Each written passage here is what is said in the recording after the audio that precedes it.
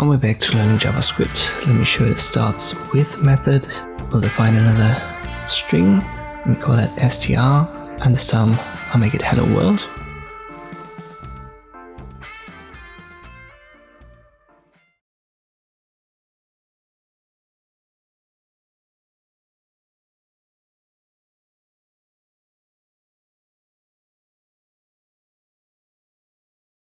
Let me first print it out.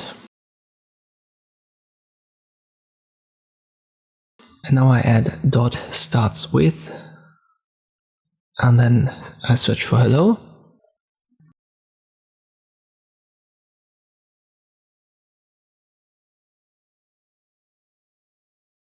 And there you go.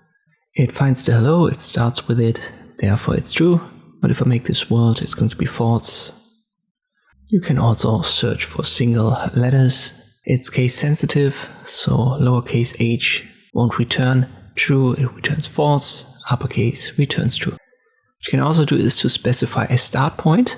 So if you want to search for hello, but starting at index 6, this will return true.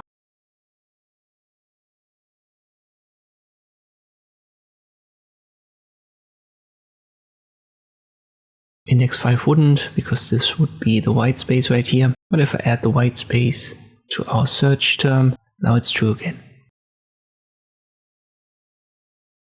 And this is how you can use the startsWith method in JavaScript. I hope this video was helpful, thank you for watching, and I'll see you next time.